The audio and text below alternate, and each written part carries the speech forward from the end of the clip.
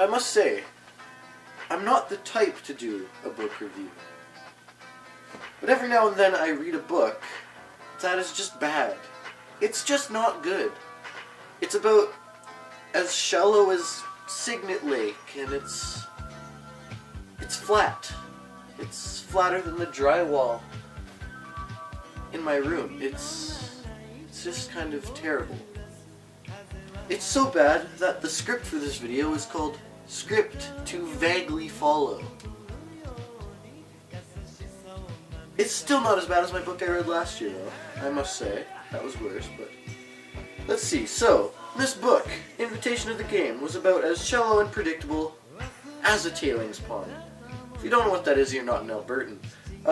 You go the entire book without a proper idea of what continent they're on. They actually don't say. I found a place called Barton Oaks in Texas. It got a 3-star review. Where am I even? So it's set in a time where a communist-like government gives out food rations and free clothes to the unemployed and leaves them to fend for themselves, mostly. The dystopian future has a melancholy feel where the only excitement is at night. Otherwise, you're under constant threat of random arrest or mischief. It has a shallow meaning and half-thought name ideas, like the luxury car Mercedes rolls, because everyone knows what the f. But that's not all. You see, also, name a job. There's a robot doing it. It doesn't matter what. There's just never any variation. It's just kind of the most predictable book ever.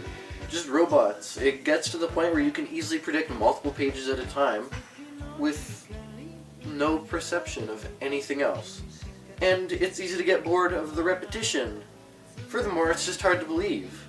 I found reading a book like Harry Potter or Percy Jackson to be more believable than this, simply because they actually have depth. For instance, Invitation to the Game. The police force could not have been named anything worse. They're called the Thought Police. The Thought Police. Just absorb that. It's beautiful. Really beautiful juvenile literature. Like, seriously. The Thought Police is what your parents told you would come after you if you thought of something bad. That didn't even happen to me. I just made that up. It just kind of sounds like that. It just takes from the cookie jar of, this is the flattest idea ever. Now, it's not even a nickname either. They're actually the Thought Police, if you really didn't believe me there.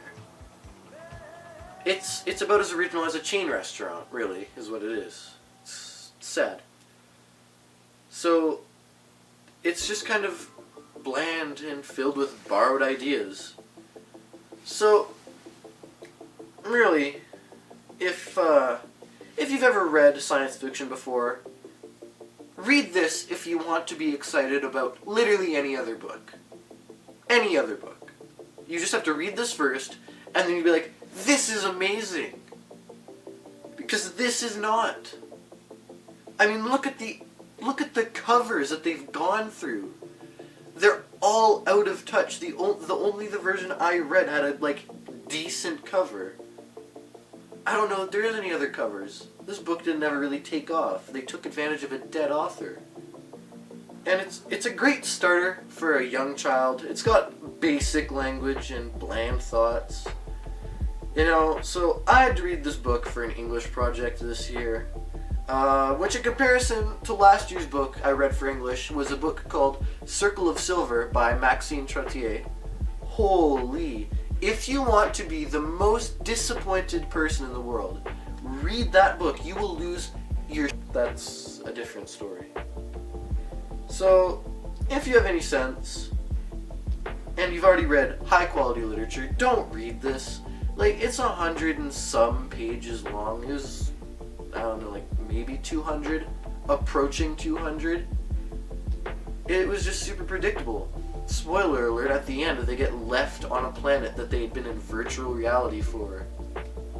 Ooh, I never guessed that being in a virtual reality world of a planet would have been training to be left on an actual planet. That's 10 out of 10 originality. No plot spin whatsoever to be seen there. Nope.